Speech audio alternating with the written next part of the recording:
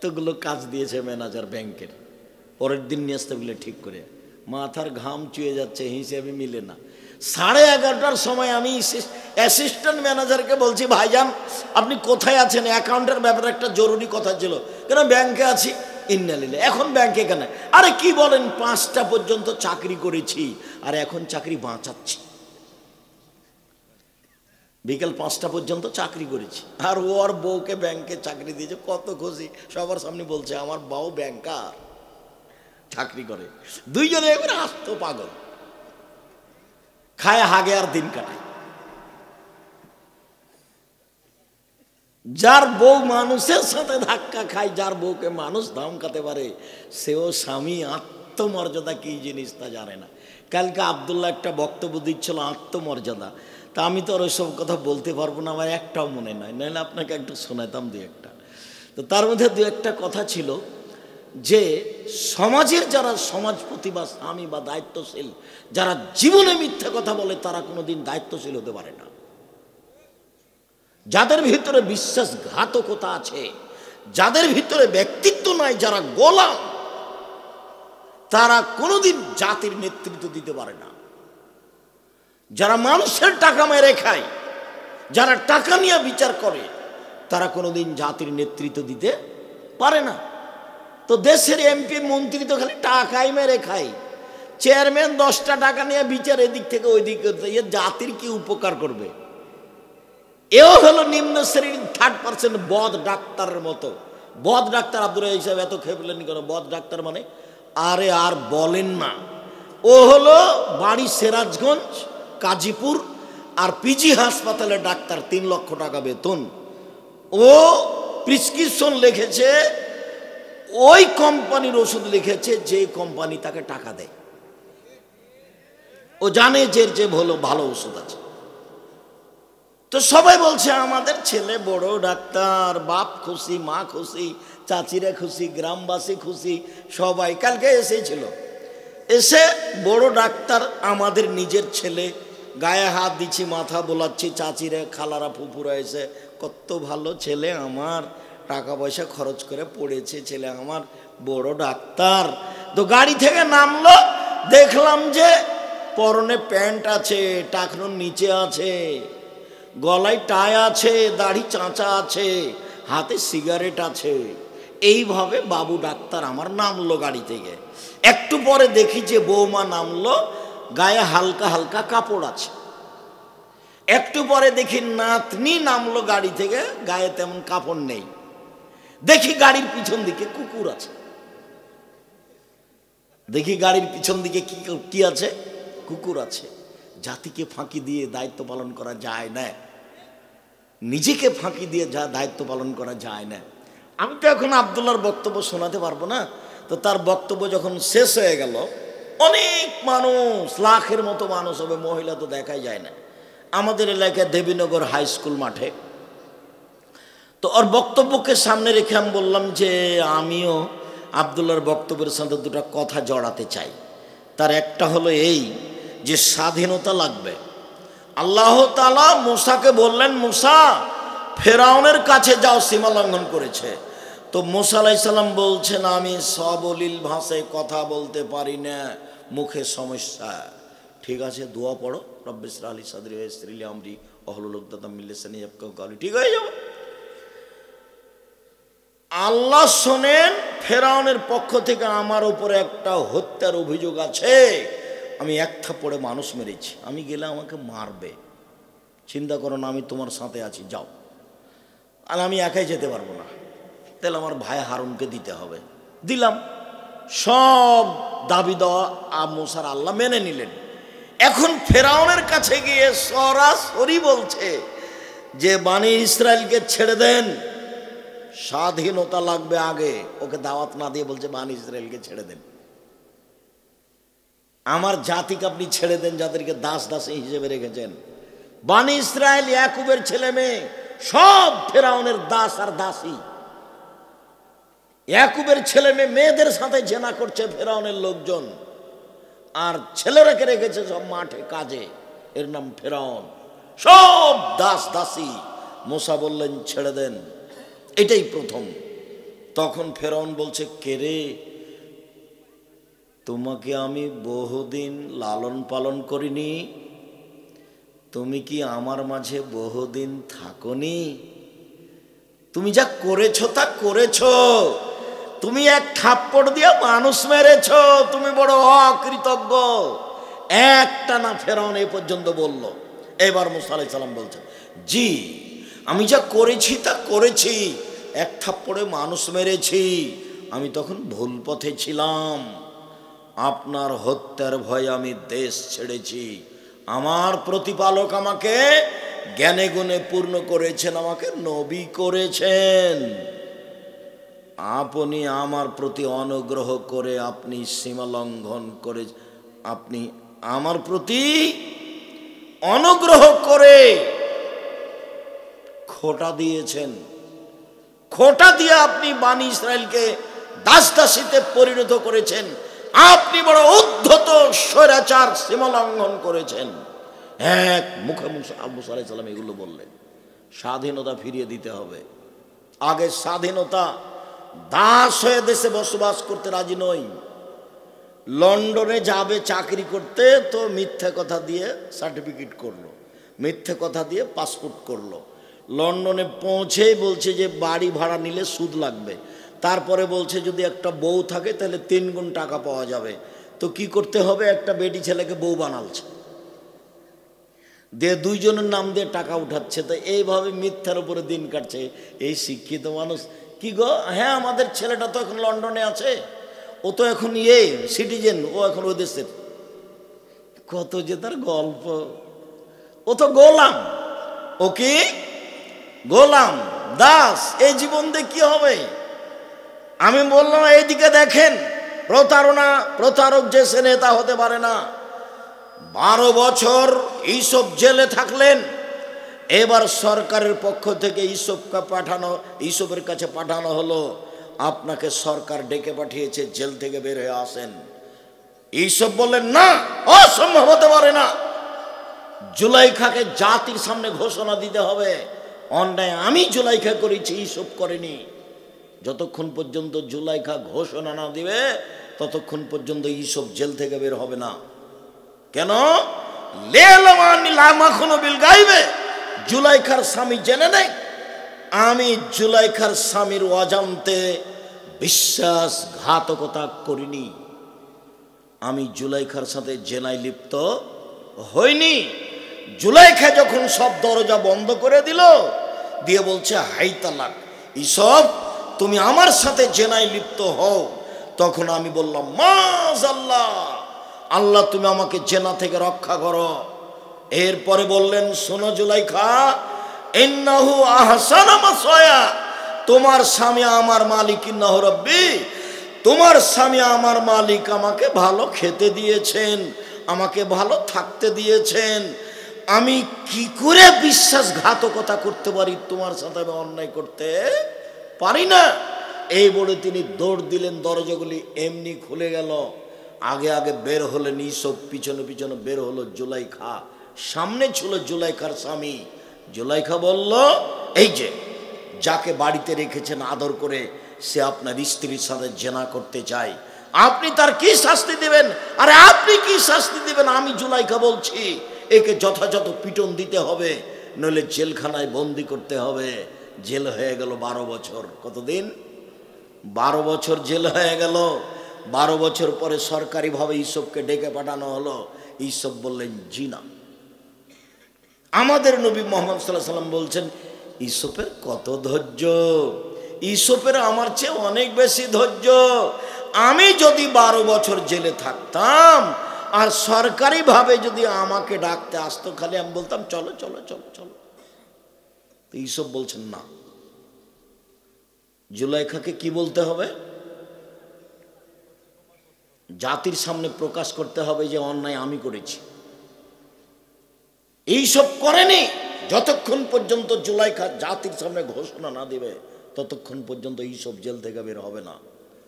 শেষ পর্যন্ত জুলাইখা জাতির সামনে বক্তব্য দিল, জি অন্যায় আমি করেছি, ইউসুফ করেনি। তখন তিনি জেল থেকে বের হয়ে আসলেন। বিশ্বাসঘাতক, বিশ্বাসঘাতক কোনোদিন নেতা হতে পারে না। নেতা ইউসুফ হবেন। কে হবেন? নেতা ইউসুফ হবেন। জাতির ক্ষতি করে নেতা হয় কি করে? জাতির ক্ষতি করে এমপি মন্ত্রী হয় কি করে? লম্বা বক্তব্য ছিল, অত ধরে রাখতে পারিনি, তো এমনি দু একটা কথা মনে বলে ফেললাম আপনাকে। শিষ্টাচার কি জিনিস? শিষ্টাচার কাকে বলে? আল্লাহর নবী, আমার আব্বা ওহুদের যুদ্ধে শহীদ হয়েছেন 9 জন বোন রেখে। আমি আমার বোনদের সমবয়সের মেয়েকে বিবাহ করা পছন্দ করিনি 4টা কারণে। এক, আমার স্ত্রী যেন আমার বোনদেরকে বিদ্যা শিখাতে পারে, মা বাচ্চাকে বিদ্যা শিখাবে। 2, আমার স্ত্রী যেন আমার বোনদেরকে শিষ্টাচার শিখাতে পারে, মা বাচ্চাকে শিষ্টাচার শিখাবে। 3, আমার স্ত্রী যেন আমার বোনদের মাথার চুল চিরুনি করে সাজগোজ করে রাখতে পারে, তাই আমি বেশি বয়সের মেয়ে বিবাহ করেছি। 4, আমার স্ত্রী যেন আমার বোনদেরকে পাহারা দিতে পারে। মা মানে পাহারাদার, মা মানে পাহারাদার। বলেন এবার আপনি কি বলতে চাচ্ছেন? বল সৎ মা। আপনার বউ আপনার মেয়ের কি? সৎ মা। মর যা, তুই মর নাই, থাক নাই, যা ওদিক দিয়ে যাও, এটা হলো সৎ মা। আম্মু আসো আসো, এটা নিজ মা। নিজ মা আম্মু আসো আসো আসো করে নিচ্ছে কি? এটা সৎ বেটি, যা ওদিকে যা, এখন আলি কেন, ও ঘরে বসে থাক। এটা কাকে বলছে? সৎ বেটিকে। তাই এখন আলি কেন, হ্যাঁ ও ঘরে যা বস। এটা হলো সৎ বেটি। আর নিজের বেটি আম্মু আসো আসো আসো, আম্মু আসো তাড়াহুড়া করে নিচ্ছে, এটা হলো নিজ বেটি।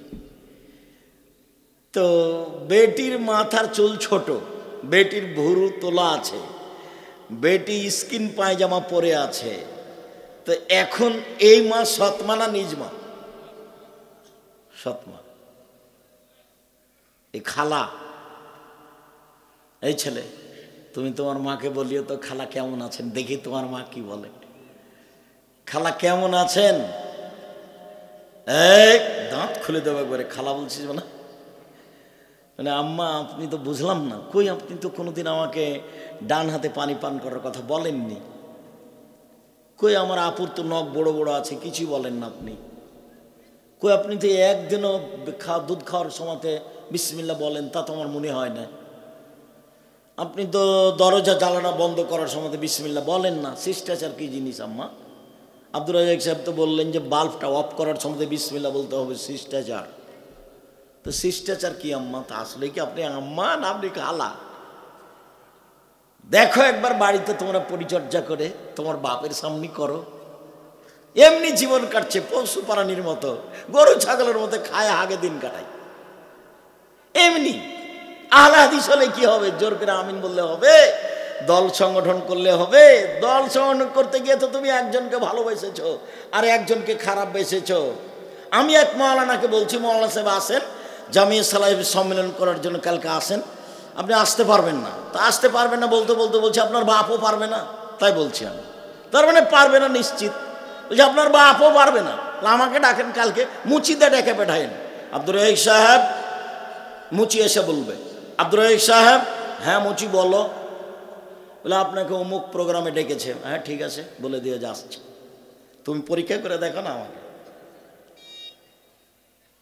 তুমি ধর্ম দেখাচ্ছ এগুলো পাগলামি করে, তোমার ভিতরই খারাপ, তোমার খাসলত খারাপ, তোমার স্বভাব খারাপ, তোমার অভ্যাস খারাপ, জাতিকে তুমি ধ্বংস করেছো। তুমি ধর্ম দেখাচ্ছ, জোর করে আমিন বলে তোমাকে ধর্ম দেখাচ্ছ। তোমাকে আমি অক্ষরে অক্ষরে চিনি। আমি 90 সাল থেকে মাঠে আছি বেটা। কতদিন থেকে? 90 সাল থেকে 35 বছর চলছে। জাতির কোনোদিন প্রতিশোধ নিনি। জাতি যদি পিছনে আমাকে ধুয়ে ছেড়ে দেয়, মুখ খুলি নেয়। এই যে দেখলেন না আব্দুল্লাহকে কিভাবে ধুয়ে ছেড়ে দিচ্ছে হুজুরে, হুজুরে কিভাবে ধুয়ে ছেড়ে দিচ্ছে। কই আমরা তো মুখ খুলিনি, মুখ খুলি না, পিছন দিক পড়ি না। কথা বুঝলেন না? পিছন দিক পড়ি না। আর আমি তো মোবাইল চালাতে জানি না, আপনার নাম্বারটাতে রিং অন করতে পারি, আর পারি না। আমি জিজ্ঞাসা করি না যে আমাকে কেমন করে ধুইলো একটু বলো তো, আমিও পারি কিনা ধুইতে। একবারে এমনভাবে ধুয়ে ছেড়ে দিচ্ছে হুজুর। মানুষ তো মানুষকে যে খোলা মাঠে ধুয়ে ছেড়ে দেয়, সেই আবার হুজুর, এ আবার কেমন কথা? তা আমি খুব চাপে পড়ে বলেছিলাম, আপনাকে তো আমি মানুষই মনে করি না। মনে পড়ে না একটা কথা আমার মোবাইলে আছে, সব সময় খালি বাহাস করতে চাই, সব সময় বাহাস করতে চাই, এখানে সেখানে বসতে চাই, এগুলো খালি বিরক্ত করছে। তো বলছে আচ্ছা আপনাকে তো আমি মানুষই মনে করিনি, তো বসবো কি? আমি তখন নিরুপায় এটা বলেছিলাম যে আমি তো মানুষই মনে করি না ভাইজান, আমি তো আপনাকে বসবো কি? মানুষ তো হতে হবে, আলেম হতে হবে, মুখখান ঠিক করতে হবে। রাতে উঠে তাহাজ্জুদ পড়তে শিখো, মুখখান ঠিক করো, আল্লাহর কাছে কিছু চাও, মানুষের কাছে নয়।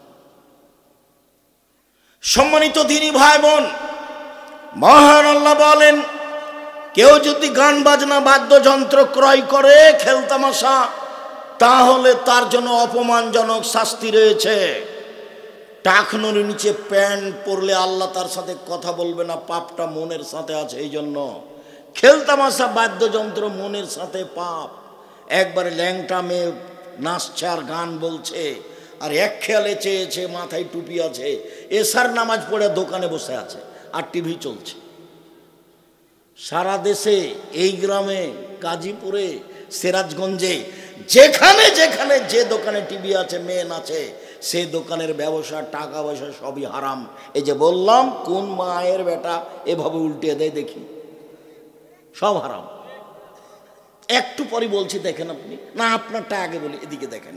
উমামা বাহেলি রাদিয়াল্লাহু তাআলা আনহু বলেন, রাসূল সাল্লাল্লাহু আলাইহি সাল্লাম বলেছেন, লা তাবিউল কায়নাত, পৃথিবীর মানুষ গান বাজনা বাদ্যযন্ত্র খেলতামাশার মাধ্যমের ব্যবসা করো না, ব্যবসা হারাম। মাধ্যম বিক্রয় করো না, বিক্রয় করা হারাম। ওয়ালা তাশতারুহুন্না, এসব বেটি ছেলে মহিলাদের তোমরা ক্রয় করো না। যারা গান বাজনা খেলতামাশা বাদ্যযন্ত্র ডুবি তবলা হারমোনিয়াম সেতারা দোতারায় ব্যস্ত আছে, এদের ক্রয় করো না। ওলা তুআল্লিমুহুন্না, পৃথিবীর মানুষ এদেরকে গান বাজনা খেলতামাশা দোতারা সেতারা এগুলো শিখিয়ে দিও না। অসামানাহুন্না হারাম, এর মাধ্যমে যা পয়সা উপার্জন হয় সবই হারাম। কার মুখের ভাষা এগুলো? মুহাম্মদ সাল্লাল্লাহু আলাইহি সাল্লামের মুখের ভাষা, আমি বলিনি। উপদেশ একটা বই আছে, নেন আজকে, বইয়ে আলোচনা আছে গান বাজনা বাদ্যযন্ত্র, আলোচনার নাম পড়ে দেখেন আপনি, এগুলোই আছে। আমি তো বলেছি, জাতির যদি রাস্তাঘাট করে দিতে না পারি, জাতির যদি স্কুল কলেজ করে দিতে না পারি, জাতিকে চূড়ান্ত সঠিক ধর্ম দিতে পারবো ইনশাআল্লাহ। ধর্মের ব্যাপারে জাতিকে ফাঁকি দিয়ে পরকাল হারাতে রাজি নই। মুখে বলছি, মিডিয়া আছি, প্রতিষ্ঠানে আছি। জামিয়া সালাফিয়া আল্লাহর রহমত বাংলাদেশে সর্ববৃহৎ প্রতিষ্ঠান। শিক্ষা মানে, শিক্ষক মানে, শিক্ষক গুণে, আয়তনে, ছাত্র সংখ্যায়, শিক্ষক সংখ্যায় প্রতিষ্ঠান, আয়তনে রূপগঞ্জ, নারায়ণগঞ্জ, ঢাকা প্রায় 100 বিঘা জমির উপরে। আয়তনে জামিয়া সালাফিয়া ডাঙ্গিপাড়া পবার আছে প্রায় 40 বিঘা জমির উপরে।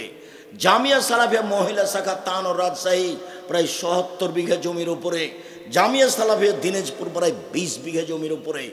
বহু দেশে জামিয়া সালাফিয়া চলছে, চলবে, জমি রেডি হচ্ছে, ইনশাল্লাহ হবে। জামিয়া সালাফিয়া আয়তনে অনেক বড়। জামিয়া সালাফিয়া শিক্ষক সংখ্যায় 300 জন শিক্ষক শিক্ষিকা জামিয়া সালাফিয়ায়। জামিয়া সালাফিয়া শিক্ষক মানে, শিক্ষক আছেন সৌদি আরব মদিনা বিশ্ববিদ্যালয়ের, শিক্ষক আছেন ইন্ডিয়ার, শিক্ষক আছেন বাংলাদেশের, দেশ বিদেশের বড় বড় বিদ্যানেরা জামিয়া সালাফিয়ায় শিক্ষকতা করেন। শিক্ষা গুণে তারা খুব হাই মানের, পাকিস্তান থেকে পড়া, বাংলাদেশ থেকে পড়া, মদিনা বিশ্ববিদ্যালয় থেকে পড়া আর ডান্ডি বিশ্ববিদ্যালয় থেকে পড়া, তারা খুব উঁচু মানের শিক্ষক। তারপরে ছাত্র 5000 ছেলে মেয়ে পড়াশোনা করে, 5000 শিক্ষকদের বেতন লাগে এই বিগত 24 সালে 32 লক্ষ মাসে, 32 লক্ষ। এখন 2025 জানুয়ারিতে কি হবে তা আমি জানি না। আমি চেষ্টা চালাচ্ছি জীবন বাজি রেখে শিক্ষাগতভাবে, মিডিয়াগতভাবে, খোলা মাঠে, যে কোনো মাধ্যমে, লিখিতভাবে জাতির সামনে দিন প্রচার করা। 12 জন মুফতি দিয়ে ফতোয়া বের হয়, 12 জন মুফতি, যারা ইন্ডিয়া জামিয়া সালাফিয়া বানারসের মুফতি, তারা আপনার আলিতে শাম পত্রিকার মুফতি, 12 জন খালি মুফতি, বিশাল ব্যয়বহুল পয়সা খরচের পত্রিকা আলিতে শাম পত্রিকা, যাতে 50টা প্রশ্নের উত্তর আছে। আপনার টাকা দিয়ে আমি ছাপাচ্ছি, আমি এই টাকা দিয়ে ছাপাতে পারি না। যেগুলো আমার ব্যক্তিগত বই সেগুলো আমি আমার টাকা দিয়ে ছাপাই। আর আপনার যেটা আলিতে শাম পত্রিকা জাতির, যেটা সারা পৃথিবীর বাঙালির জন্য, সেটা আপনার টাকা দিয়ে ছাপায়। আপনার টাকা দিয়ে জামিয়া সালাফিয়া চলে। জামিয়া সালাফিয়া বৈদেশিক পয়সা দিয়ে চলে না। জামিয়া সালাফিয়া কোনো সংস্থা দিয়ে চলে না। জামিয়া সালাফিয়া সরকারিভাবে চলে না। জামিয়া সালাফিয়া কোনো দেশের সংস্থা দিয়ে চলে না। জামিয়া সালাফের কোনো শিক্ষক রসিদ বই দিয়ে টাকা আদায় করতে পারবে না। জামিয়া সালাফের শিক্ষকের রসিদ বই ব্যবহার করা নিষেধ। বাইরে কারোর কাছে বলতে পারবে না এই যে জামিয়া সালাফের একটু দান করেন, রসিদই হাতে করতে পারবে না, নিষেধ আছে। মাস গেলে বেতন পাবে, আহাল পরিবার নিয়ে খাবে, বাস, তার নাম শিক্ষকতার শেষ। এর নাম জামিয়া সালাফিয়া। সম্মানিত দিনী ভাই বোন, আমি মানুষ হিসাবে চেষ্টা করছি। বলছিলাম আব্দুল্লাহ ইবনে আব্বাস রাদিয়াল্লাহু তাআলা আনহু বলেন, রাসূল সাল্লাল্লাহু আলাইহি ওয়াসাল্লাম বলেছেন, ইন্নাল্লাহা হারামাল খামরা ওয়াল মাইসিরা ওয়াল কুবা। আল্লাহ তাআলা হারাম করেছেন মদ, আল্লাহ তাআলা হারাম করেছেন জুয়া, আল্লাহ তাআলা হারাম করেছেন খেলতামাশা, বাদ্যযন্ত্র, দোতারা, সেতারা, হারমোনিয়াম, ডুবি তবলা, সব হারাম করেছেন।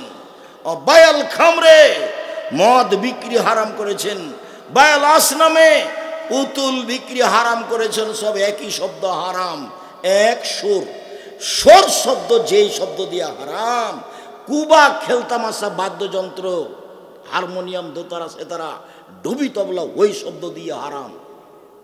সুর যে শব্দ দিয়ে হারাম, ওই শব্দ দিয়ে ডুবি তবলা, সব খেলতামাশা হারাম।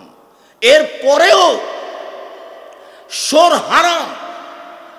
কেউ যদি খেয়ে নেয়, হালাল মনে করে সে মহাপাপী, হালাল মনে করলে সে ধর্মত্যাগী।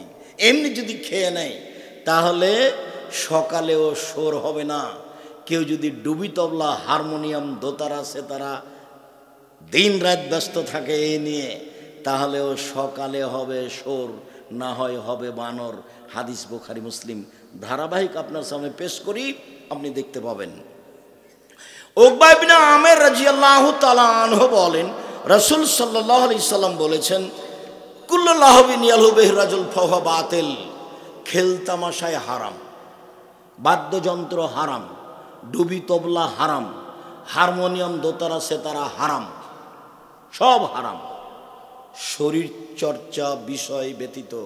তবু যেগুলো ব্যায়াম শরীর চর্চাতে এক খেয়ালে চেয়ে থাকা আছে, সেটা হারাম। ধ্যানগত শরীর চর্চা হারাম। শুনুন, আবু মালিক আশআরী রাদিয়াল্লাহু তাআলা আনহু বলেন, রাসূল সাল্লাল্লাহু আলাইহি সাল্লাম বলেছেন, লা ইয়াকুনান্না মিন উম্মতি আকওয়াম। এই বাচ্চা, এই ছেলে কোন দিক থেকে ঢং ঢং করে হাঁটতে লাগলো, খেয়াল করলেন আপনি? আপনি আপনার বাচ্চাকে থামানোর চেষ্টা করবেন। আপনার বিরক্তির আগে আমরা কথা বলবো, শেষ করবো ইনশাল্লাহ। আর আজকে তো সময় মতো এসেছি। যেখানে 11টা 12টাতে যাই তখন নাহি ক্লান্তি, আজকে তো মোটামুটি একটা ভালো সময় এসেছি। কাজে আপনি আমাকে বিরক্তি দেখাবেন না, আপনার ওটা আমি দেখতে আসিনি। আপনাকে আমি ভালোবাসি, আপনি কিছু সময় অপেক্ষা করবেন, এটা আমি চাই, একটু কষ্ট হলেও। আমার উম্মত জেনাকে হালাল মনে করবে, 1 2। আমার উম্মত রেশমি কাপড়কে হালাল মনে করবে, 3। আমার উম্মত মদকে হালাল মনে করবে, 4। আল মাযিব, আমার উম্মত গান বাজনা, খেলতামাশা, বাদ্যযন্ত্রকে হালাল মনে করবে। প্রায় সব মোবাইলেই বাজনা বাজে, প্রায় সব দোকানেই বাজনা বাজে, প্রায় সব বাড়িতেই বাজনা বাজে, প্রায় সব মোবাইলে মেয়ে নাচে, প্রায় সব মোবাইলে সব দোকানে মেয়ে নাচে, প্রায় সব বাড়িতে মেয়ে নাচে।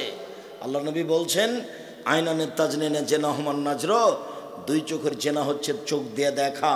ওলোজনারে জেনা হমাল ইস্তেমা, 2 কানের জেনা হচ্ছে কান দিয়ে শোনা। অলিয়াদ জেনা হাল বাদশ, হাতের জেনা হচ্ছে হাত দিয়ে ধরা। জেনার রিজলাল মাসি, পায়ের জেনা হচ্ছে এই পথে চলা। জেনাল কালব তাতামান্না তাস্তাহি, অন্তরের জেনা হচ্ছে পরিকল্পনা করা, জেনার লেসানো নুতক, জিহ্বার জেনা হচ্ছে মোবাইলে কথা বলা। দিন রাত তুমি জেনার কথা মোবাইলে বলো, তুমি মনে করো কেউ দেখে না? যিনি সৃষ্টি করেছেন তিনি দেখেন, সব লিখা হচ্ছে। কানের জেনা, চোখের জেনা আমি মোহাম্মদ সাল্লাল্লাহু আলাইহি সাল্লাম আমি বলিনি, মোহাম্মদ সাল্লাল্লাহু আলাইহি সাল্লাম বলেছেন। দিন রাত তুমি ল্যাংটা মেয়ে দেখে চক্ষু ঠান্ডা করে, কলিজা ঠান্ডা করে, জানটা সহাত করে জান্নাতের মেয়ে উপভোগ করতে চাও? জান্নাতের মেয়ে অত সহজ? আল্লাহ চ্যালেঞ্জ করে বলেছেন জান্নাতের মেয়েদেরকে পুরুষ কোনোদিন স্পর্শ করেনি, জিন কোনোদিন স্পর্শ করেনি। ওরা এত সুন্দরী, ওরা এত সুন্দরী, ওদের দেখে মনে হবে ঝিনুকের মধ্যে লুকানো মুক্তা। ওদের মাথায় চুল হবে লম্বা লম্বা, কোঁকড়া কোঁকড়া, কুচকুচে কালো। ওদের চক্ষু হবে টানা টানা, লম্বা লম্বা, ডোরা ডোরা, ডাগর ডাগর। সুন্দরী হওয়ার জন্য যা পথ ঘাট আছে সব তাদের কাছে থাকবে, তারা জান্নাতে প্রস্তুত। আপনি এইসব মেয়ে ভোগ করতে চান তাহাজ্জুদ পড়ে, আবার তাহাজ্জুদ পড়তে উঠে অজু করে মনে করছে দেখি তো এখন টিভিতে কি আছে, বিশাল টিভি, টিপতে ল্যাংটা মেয়ে চলে এসেছে। তারপরে এখন এদিকে গল্প দেখতে দেখতে আজান হয়ে গেছে, ফজর, তাহাজ্জুদ পড়া হয়ে গেল। এশার সালাত আদায় করে এসে দোকানে বসে আছে, মাথায় টুপি আছে। আচ্ছা, এটা কেমনে হয়?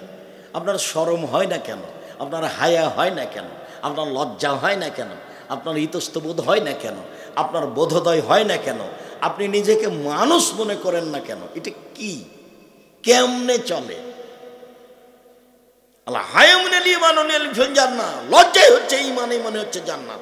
লজ্জাই হচ্ছে ঈমান, ঈমানই হচ্ছে জান্নাত। লজ্জা নেই যার, ঈমান নেই তার। ঈমান নেই যার, লজ্জা নেই তার।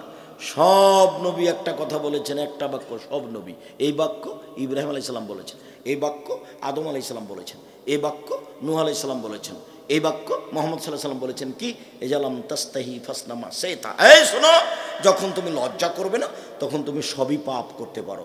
যখন তুমি লজ্জা করবে না তখন তুমি সবই পাপ করতে পারো। যখন তুমি লজ্জা করবে না তখন তুমি সবই পাপ করতে পারো। এই কথা কোন নবী বলেছেন? সব নবী বলেছেন, সব নবী, আদম থেকে নিয়ে মুহাম্মদ সাল্লাল্লাহু আলাইহি ওয়াসাল্লাম পর্যন্ত।